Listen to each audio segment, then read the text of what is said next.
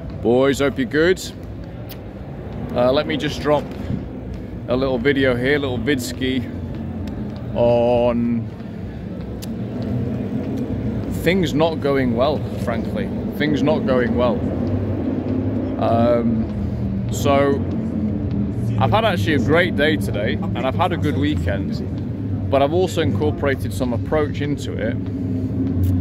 And by my own standards, I fucking can't stand motorcyclists, man. By my own standards, it's been atrocious, really. It's been atrocious. So let me first of all just recount what happened, and let me recount what needs to happen. What needs to happen. So I went out to the mall. I did about 4 or 5 approaches in the mall. I think I got, I don't think I even got any of them to stop. They just completely pied me off, which I'm not really used to. So yeah, I kind of just jacked it in, to be honest. I was like, right, well, that was fucking bullshit. So I left the mall, came to this area here, which is more pedestrianised, and just had a walk around, got a coffee, got myself a good Serbian book, did another video, which I think will be useful as well, just a video about status and nightlife and stuff like that.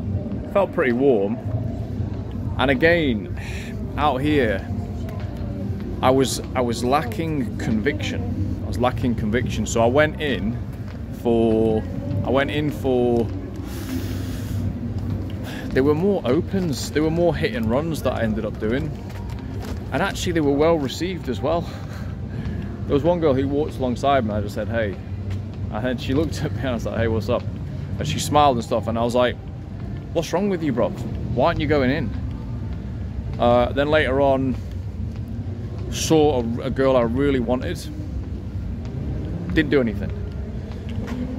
I was so pissed off with myself that the next approach I did actually go in for, and that was actually a harder one because it wasn't hard, but it was 3, and I just felt like I felt strange, man. I felt strange, and she was actually pretty receptive. I spoke to her for about maybe 90 seconds or something, and then yeah, basically just kind of almost self-dismissed. I was like, right, well, you know, I said I don't really know what else to say to you, love. Like, started with a good compliment, a bit of chat. I think I struggled to transition on that conversation from, you know, I struggled to transition into just like a normal conversation. They were on the way somewhere. Now, if I can identify the problem, I'm getting there's a pattern today, which is shame. I feel ashamed of what I'm doing. I feel ashamed to be out doing this, and I feel ashamed of my own heterosexuality. I feel ashamed to be looking at the woman in a desiring way. I feel ashamed that I'm looking at a girl's tits and I'm like, man, I really want to fucking look. I really want to fucking see her tits. You know, massive amount of shame in me. The fuck is that about? You know, so I don't know if it's a lot. I'm trying to figure it out. I wonder if I may be very sensitive to my surroundings, in the sense that when I was out in the DR, which is a very, very saucy place, a very raunchy place, I felt much more at ease. Just like, everyone is straightforward. The girls know why you're approaching them. They're actually not easy, to be honest. It's easy to get their number, but they're not that easy girls. But anyway, I just felt a bit more comfortable because I was kind of going with the flow of the culture.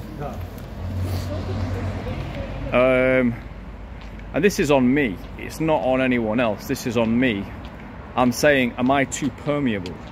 Am I psychologically too permeable? So now I'm out here in the Balkans. It's a great place, Serbia, loads of girls, and like, but it's not that saucy, raunchy type of feel, but it's still a good feel. It's still a good feel. I still like it. Still getting quite positive, overall quite positive results. But yeah, today I felt that sense of shame. It's fucking weird. And on top of that, there's also a sense of frustration, which is like, should I just give up? Should I just give up?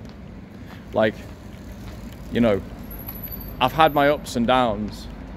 Should I literally just fucking give up at this point? Because if after a year where I did like 70 fucking sessions, I don't feel ready to do that again. I don't feel ready to do that again. So anyway, so this is all me analysing, right? What other factors could have contributed to the shitness of the session? Honestly, a big one is having a fucking wing. Like, and that's actually probably the biggest. Because if I was with someone else, I wouldn't be thinking all these things. I wouldn't be getting some weird sexual shame. Like, I just have banter with a friend, and then I'd just go in for it, you know. I know myself, I know that's pretty much what I would do. So that's another issue, and it's on me. I chose to be out here, although, you know, I'd fuck staying in Sheffield or fuck staying in the UK just to have friends, to be honest. So that's another issue, the lack of a wing. I said it a long time ago, cold approach is not a fucking solo sport. So I'm not going with my own advice. But what's my other option? Do you know what I mean? I only know like literally a couple of Russians here. That's all. I've only been here a week. So yeah, teething issues here. But all of this said, is it technically possible for me to have got that girl's Instagram there? The last one I stopped where it was a 3-set, positive response. I was attracted to her. Yes, it was technically possible. I mean, another thing as well, to be honest, is I've also just fucking exited like a nail in the coffin of essentially like probably the love of my life, to be honest, this week as well. So yeah, fucking talk about compartmentalizing. Is that a factor as well playing in here? I mean, I don't know. Probably. I would think so. So yeah, there we go. For me, that feeling of being alone, I find it a lot more challenging. I can still do it, but I do find it a lot more challenging. Yeah. I don't really know what else to do though, to be honest with you. That's what one of my ex-girlfriends said like a long time ago. She's like, because I was out in France working alone, well, like pretty much independently. She knew me like pretty well. She's like, you're basically a leader without a tribe. I was like, yeah, you kind of got a point. So like here today, if I was with, even if I was just with a couple of mates or just one mate, it would have been probably me. I'd want to lead from the front to show the example. And then if he was struggling, I would want to be like, dude, come on, let's go. You know, or it would just be, or maybe the other guy will be leading and I'll be like, fucking hell, mate, I'll get in your tailwind. There'd be a dynamic going on. Don't have that right now. So I'm not complaining. I'm just trying to identify what needs to change. So I'm going to go home and I'm going to write a few things down about what needs to change. Yeah, I asked myself the question, why am I still out? Why am I still doing approach? And the truth is, I still don't think I don't think I've fully mastered it. I don't think I've got the emotional mastery just yet. So there's interesting police presence, right? So, well, I'll just, on the side point, right? So the police presence here, which is no joke, these are all police, is because there's been a Pride event today.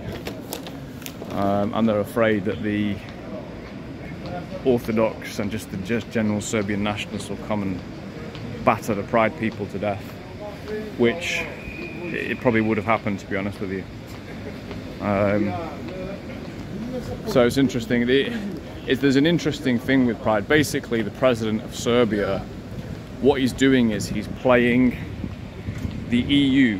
He's playing the EU and Russia essentially against each other for his allegiance, right? He's oversubscribing himself because he has to do business with the EU. It's for the good of the country. He's just bought a load of jets from France, fighter jets. There's other commercial arrangements as well. But, you know, obviously we've got Emmanuel Macron in the, he's married to a transsexual as president of France. There's all the EU bullshit, you know, fucking absolutely disgusting stuff that we see in the EU. Which I don't really believe that Vučić is into it. You know, I don't think he wants to transform Serbia into the next fucking France. They've got a phrase for it in German actually, which is it's called homo nationalism. It's basically like you're a good country because you promote X, Y, and Z. I just wish you could go back to like the year, I don't know, 2005, where absolutely nobody gave a shit about anything like that at all. There's like no one gave a shit. It wasn't a fucking mark of your honor as a person if you were pro this or that. Literally no one cared. Idiots, fucking morons. Fucking sexual Bolshevikism. Wow, but look at all this though. Yeah, so they're basically they're protecting this parade, and this type of gesture is a gesture to the EU, basically. It's quite a big gesture as well, in my opinion. If you look at what happened at the Georgia parade, they literally just kicked the fucking crap out of them. And then Russia, it's literally illegal. But at the same time, the Serbian president refuses to sanction Russia, refuses, it's just playing an interesting line. It's playing an interesting line. It's not sanctioning Russia, and also is basically refusing to,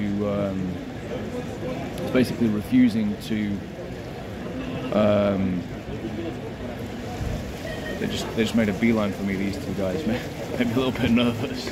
These fucking coppers. Yeah, he's basically, what's his line on the Ukraine? He's saying he respects Ukraine's sovereignty, but he refuses to sanction Russia. Russia's a major ally of Serbia, major ally historically. They have a mutual historical enemy in NATO. NATO bombed Serbia. I wouldn't be surprised in the future if the EU weakens, as it will. Eventually, if we see a place like Serbia just kind of reassert sort of Putinist nationalist type of thing. It's a very interesting line that they're playing here. I think it's a very, very wise line for their society.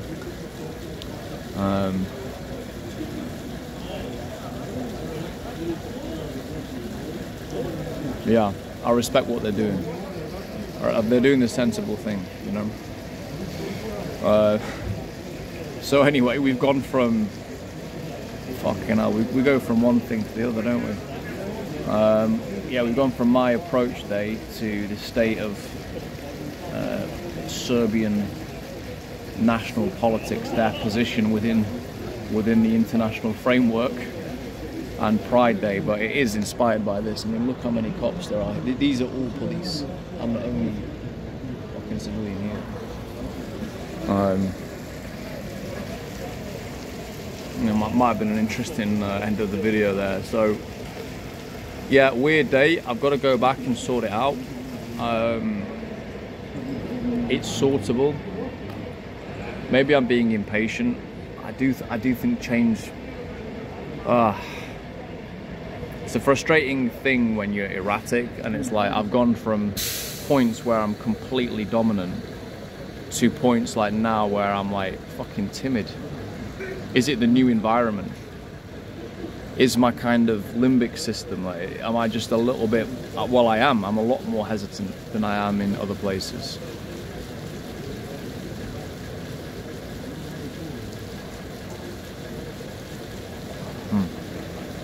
Well, back to the drawing board.